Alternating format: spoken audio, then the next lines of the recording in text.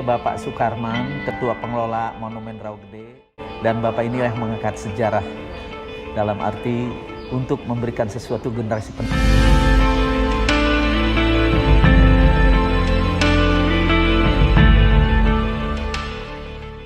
Pembantaian peristiwa Raugede ini adalah tanggal 9 Desember tahun 1947. Negara kita udah merdeka. Kenapa di sini terjadi? Ini korbannya 431 orang dalam satu hari. Semua laki-laki dari usia 15 tahun ke atas. Nah, latar belakangnya kenapa? Ya dulu kan negara kita dijajah Belanda itu 350 tahun. Tapi 9 Maret 42 Belanda itu menyerah ke Jepang. Di Kalijati Subang ada prasasinya.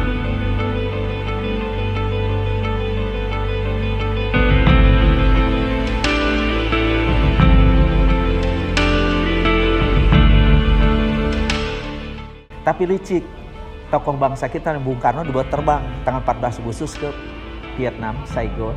Dibujuk, dirayu oleh Jepang supaya mau jadi panitia persiapan kemerdekaan Indonesia PPKI. Ya jelas ingin merdeka bangsaku, kata Bung Karno. Tapi Bung Karno pulang ke Indonesia 15 Agustus, ternyata Bung Karno diserang oleh tokoh bangsa, masyarakat, segera proklamasikan negara kita. Bung Karno menolak. Menolaknya kenapa? Loh, aku ditunjuk panitia oleh Jepang. Ya tapi Jepang di sini udah menyerah nih, ini miskomunikasi. Sampai muncullah Bung Karno tetap bertahan, muncul penculikan sampai ke Rengas Dengklok itu. Gara-gara menolak.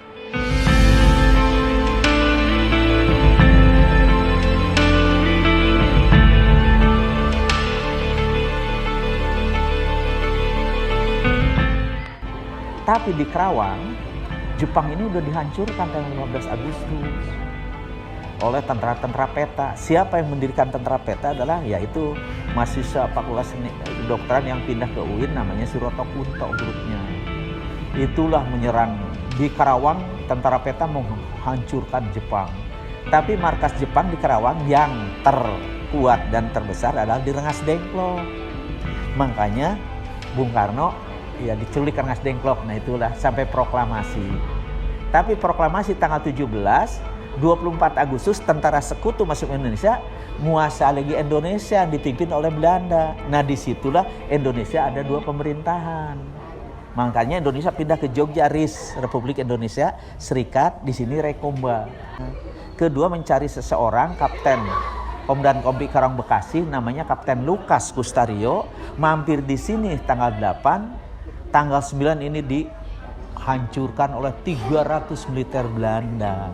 Tanggal 9 Desember 47. Jadi kata Belanda negara bagian dia, padahal negara kita udah merdeka. Kan gitu ya. Nah itu 9 Desember 47 di sini korbannya 431 orang. Satu hari semua laki-laki dari usia 15 tahun ke atas. Termasuk suaminya, ibunya bapak ini baru nikah 6 bulan, terbantai. Ibu saya suaminya. Tapi bapakku yang asli, suami kedua, waktu itu dikumpulkan 30 orang mau dibantai, lari ke air.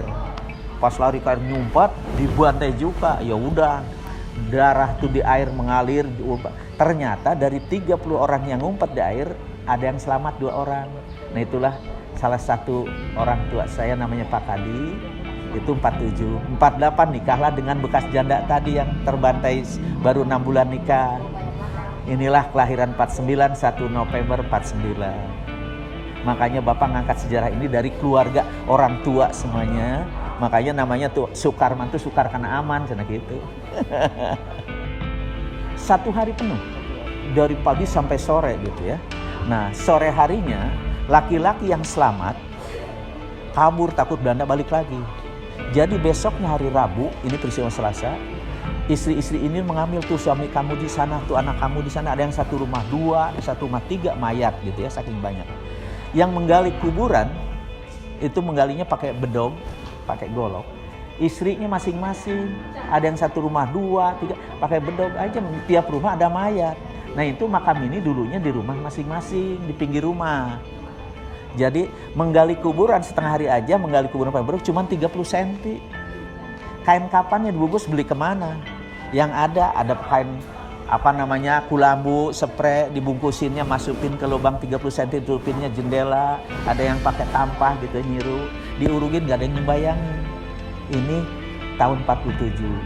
Tapi tanggal 10 November, Hari Pahlawan tahun 51, makam-makam yang di rumah ini digali, dipindahkan ke sini satu tempat, dibuatkan satu tempat Taman Makam Pahlawan. Jadi digalinya udah 3 tahun kemudian. Jadi dari rumah, Ma ini siapa anak Ma, siapa namanya Silet, Ma ini siapa suami Ma namanya Kutang gitu, Ma ini siapa suami Ma namanya yang nama Sebel, ada Deblo, ada Cengek, itu nama asli bukan asal nama. Tapi ibuku nama suaminya adalah Bito. Nah itu tuh di sini ada nama suami ibuku yang dulu terbantai. Ini cuman 187 makam yang dipindahin. Karena yang di air mah nggak ada makamnya kan, yang 200 lebih. Nah itu malah karena ditembak tuh mencari seseorang namanya Kapten Lukas. Ini Pak Lukas ini Komandan Kompi Karawang Bekasi. Dia tuh tukang malingin senjata Belanda, mobil Belanda, tapi kalau ditembak nggak kena-kena. Jadi paling dibenci.